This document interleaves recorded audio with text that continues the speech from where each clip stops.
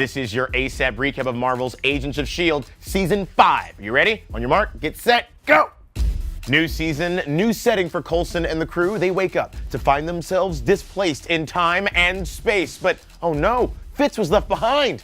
A rogue grifter named Deke appears and helps them navigate the Kree space station called the Lighthouse. At the Lighthouse, humans are slaves and the Inhumans are used as gladiators. What's worse, it looks like sometime between our agents' present and this future, the world was quaked apart by the Destroyer of Worlds. Daisy, that's on you. Simmons gets captured by the Kree leader Cassius and is enlisted to help Inhumans hone their powers, but while trying to save her, Daisy is captured. Thanks a lot, Deke. Things go from bad to worse when they learn Cassius plans to use his profits from selling Inhumans to start a new life and leave the Lighthouse to burn. Destroy the station? Along with everyone on it. Meanwhile, back in the present, Fitz is taken in by General S.H.I.E.L.D, who saw the future via a young Inhuman named Robin. Fitz escapes and works with the Chronicom Enoch to put himself in stasis, and after 74 years, he awakens in the future, where he reunites with the agents. After Daisy is forced into an Inhuman gladiator fight, she and her teammates escape and Simmons proposes to Fitz. Marry me, Fitz. Absolutely. How sweet and dangerous.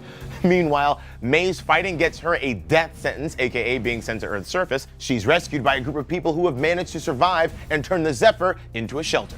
Yo-Yo and Max stay behind to help a new Inhuman named Flint liberate the Lighthouse, while the rest of the team goes to reunite with May, who's aboard the Zephyr and finds an old piece of the monolith that transported them to the future. But bad times for Yo-Yo when she meets her future self and sees a horrifyingly bleak future. The agents finally all meet up with May and Robin, the future-seeing little girl from the past who is now an old woman. Robin aids the agents with her visions of the future and past as she reveals that May took care of her as a little girl and that Fitz must build a time machine to save them. The older Robin is killed, but with her dying breath also sees that the young Inhuman Flint can rebuild the monolith and transport them home. We can save everyone. Just one question, though. Who's Flint? The agents return to the Lighthouse, save the remaining prisoners, and the agents kill Cassius and his baddies, and Flint rebuilds the monolith to return the agents to their own time. Upon arrival, the team discovers Deke also made it to Earth. In an attempt to keep a low profile, they go to collect him, but are intercepted by Hydra's own General S.H.I.E.L.D, her soldiers, and her most formidable warrior, her daughter Ruby, who wields extremely deadly ring blades. And in the scuffle, Yo-Yo's arms are cut off by Ruby's blades. Yo-Yo! Hey, Ruby, not cool! The agents have bigger problems, if you can believe that, because all of this time travel has caused a rift in time.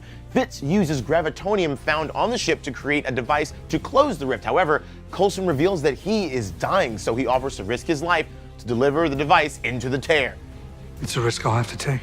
He lives, closes the rift, and Simmons and Fitz finally get married. Yay! Stranger yet, Deke realizes from their rings and wedding vows that Fitz and Simmons are actually his grandparents. But no time for sentiment. The rift begins to reopen and sends in all the team's worst baddies at them one by one. The search continues for more gravitonium to close it. But it seems S.H.I.E.L.D has similar plans. While making a grab for the same gravitonium, Coulson agrees to accompany S.H.I.E.L.D back to her base.